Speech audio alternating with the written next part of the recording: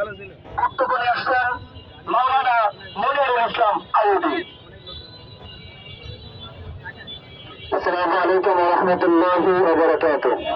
الحمد لله رب العالمين، والصلاة والسلام على سيد المرسلين وآله وأصحابه أجمعين. الحمد لله, আল্লাহ রাব্বুল আলামিনের দরবারে শুকরিয়া যে আল্লাহ তাআলা আমাদেরকে এমন একটি মহতী জায়গায় আসার তৌফিক দান করেছেন। এর জন্য দিল থেকে শুকরিয়া আদায় করে সকলেই বলি আলহামদুলিল্লাহ। সম্মানিত উপস্থিতি, আমরা সকলেই জানি যে আমরা কেন আজকে এখানে উপস্থিত হয়েছি। আমি মূল কথায় বিভিন্ন আঙ্গিক কথা না বলে মূল কথায় আমি চলে আসি। জনাব মুহাম্মদ রাসূলুল্লাহ সাল্লাল্লাহু আলাইহি ওয়াসাল্লাম যখন মদিনা থেকে আবার মক্কা বিজয়ের জন্য যখন মক্কাতে আগমন করলেন, তখন তিনি তার একটা চরিত্র দেখাইছেন, ক্ষমার চরিত্র দেখাইছেন। তিনি বুঝেই বললেন, লা তাসরিবা আলাইকুমুল ইয়াওম, আজকে তোমাদের প্রত্যেকের জন্য সাধারণ ক্ষমা ঘোষণা করে দিলাম। মাঝখানে অনেক কথা বলছেন, কিন্তু এই একটা চরিত্র রাসূল করিম সাল্লাল্লাহু আলাইহি ওয়াসাল্লামকে মানুষ দেখে ফেলেছে। কিন্তু আল্লাহ তাআলা এমন কিছু মানুষ রাখছেন যাদেরকে ক্ষমা দেন নাই, বিধান দিয়েছেন। কি বিধান?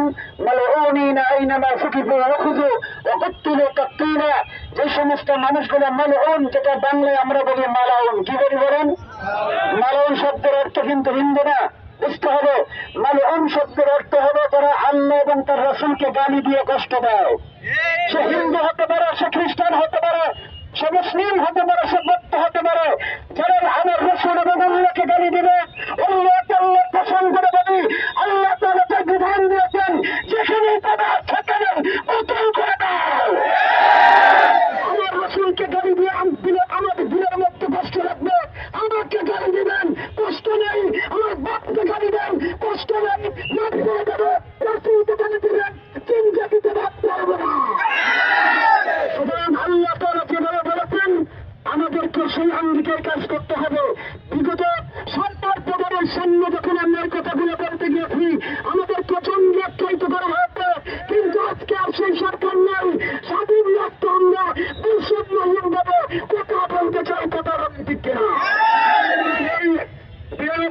মুসলিম রাষ্ট্র আমরা সবসময় চাই আল্লাহর রাসূলের শান, মান, ইজ্জত, আব্রুজার উচ্চ রেখে আমরা জমিনের মধ্যে চলতে পারি। সম্মানিত উপস্থিতি, আর একটা কথা বলে বিশেষ করে দিই, যেহেতু আল্লাহ রাসূল সাল্লাল্লাহু আলাইহি ওয়াসাল্লাম ক্ষমা করেছেন, কিন্তু 15 জনের কথা আছে। ইমাম ইবনে তাইমিয়া রাহমাতুল্লাহি আলাইহি তার কিতাবের মধ্যে 15 জনের নাম উল্লেখ করছেন। তার এক নম্বরের নাম হলো আব্দুল্লাহ ইবনে খাতান।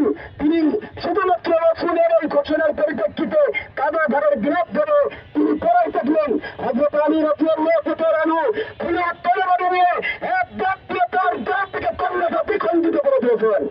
সুতরাং আমাদের থেকে শিক্ষা দিতে হবে, অবশ্যই আল্লাহ তাআলার বিধান জমিনের মধ্যে আমাদের কাছে বড় কিছু। এই জন্য যখন যেভাবে রাসূলের এই ইজ্জত এবং তার সম্মান হানির ব্যাপারে যখন আমাদেরকে আহ্বান করা হয়, যেই পথ থেকে পরিত্যাগ করো, এই ব্যাপারে কোনো রাজনৈতিক ইস্যু নয়। যেখান থেকে আহ্বান আসবে, দল মত নির্বিশেষে ময়দানে ঝাঁপিয়ে পড়ার জন্য কে কে বাঁচিয়ে হাত তুলে আল্লাহকে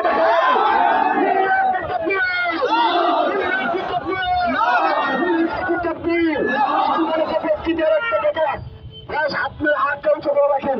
আর একটা কথা বলি, এখানে আমাদের জান এবং মাল দুইটাই আল্লাহর রাস্তায় খরচ করতে হবে। আমরা জান দুটো দেওয়ার জন্য এখানে রাস্তায় এসেছি, আমাদের কিছু মালও প্রয়োজন আছে। এই জন্য আমাদের ছাত্র ভাইরা আছে, আপনাদের কাছে যাবে। আপনারা যে যেমন ভাবে করেন,